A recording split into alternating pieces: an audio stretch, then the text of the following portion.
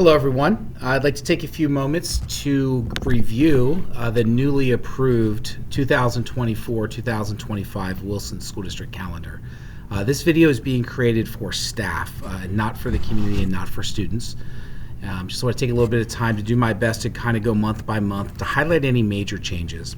First, before I get into that, I just want to thank everyone for your feedback. I want to thank the different groups of folks that were on our task force that helped us kind of develop this calendar as it is presented and as was approved. Really tried to take in feedback from a lot of different perspectives as we made some changes as we worked through the process. So you will see in the month of August, our new staff will be welcomed back on the 13th, 14th, and 15th. And as we did this past year, that is for all new staff, not just new teachers. So we will have more information targeted towards the folks that will be hired for next year as this year progresses. We will welcome back all of our staff on the 20th of August and have our traditional welcoming back ceremony in the auditorium, although it will look very different since we're currently under construction. Again, more details to come regarding that. We will be here for 3 days with our staff, leaving intentionally the 23rd open for people to get things done and any last minute details to be cleaned up before we welcome all of our students back on the 26th of August. We will have a 3-day stagger start in our elementary schools, as we have done and as our feedback told us was important to keep in this calendar.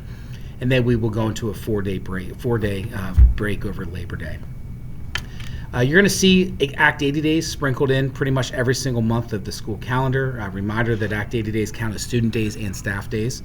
Staff days obviously because we're all here working, and the activities that we do during those days typically qualify to count as a student day as well. So you'll see one Act 80 day in September, one Act 80 day in October, and one Act 80 day in November. That November day is on Tuesday because that is election day and we have a federal election or a national election. So obviously our preference is to not have students in school on that day.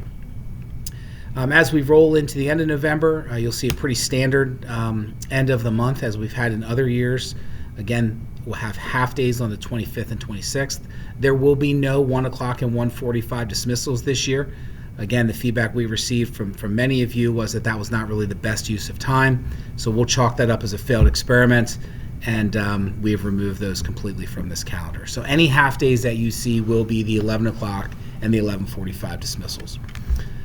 We have our first summer flex day on the 27th. That's for those of you that are in our professional employee group, those that are kind of supported by the labor contract that we have, the CBA. That would be a day that you can bank from the summer. We then go into our standard vacation. We also have an interesting end of the month and beginning of January, knowing that Christmas and New Year's Day both fall on Wednesday this year. We've reworked the calendar slightly to reflect that. So we'll have nearly 2 full weeks off, which I think for many people is a very welcomed aspect of this calendar, and for others I'm sure it creates some challenges within your family, as I know it could for childcare as well for some of our families, parents of our children. However, please note January 3rd. January 3rd is a work day for everyone. That's full time. The exception to that is those that fall under the WEA and the professional staff group who have banked a summer work day. That will be our second summer flex PL day.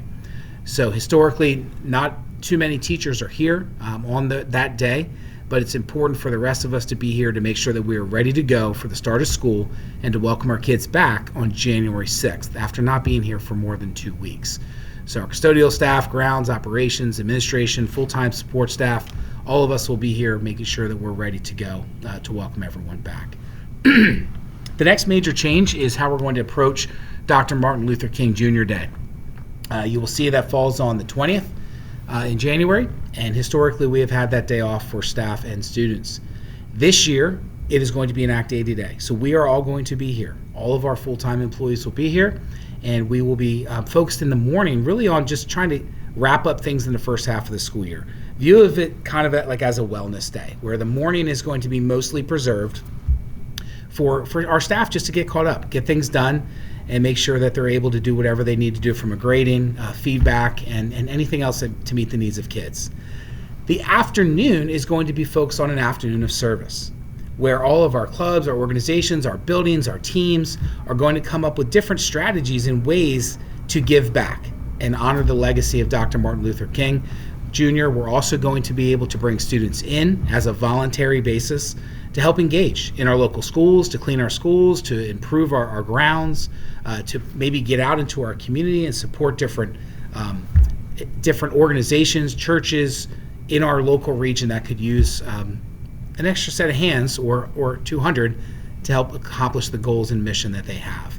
We think this falls very nicely into the goals that we have as an organization, and are really looking forward to this different approach for this holiday. As we go into February and March, again, pretty standard. The month of April is also pretty standard. You'll see some Act 80 days sprinkled in there. We do have 2 inclement weather days built into this calendar during the school year. They are on the 16th and the 17th of April. We also are trying to preserve some sense of a spring break, knowing that weather in our region is always unpredictable. So we are preserving the 18th and the 21st of April as days off or vacation days. We have our PSSA and Keystone window. Unfortunately, that occupies a large chunk of time in the spring. I appreciate all that all of you do every day to ensure that kids are as ready for those assessments as possible, and that they have the confidence that they need to perform at their best. But we really try not to break up that testing window. It gives us a lot of flexibility with kids to ensure that they have the time needed to do their best. We are removing the last PL day in May.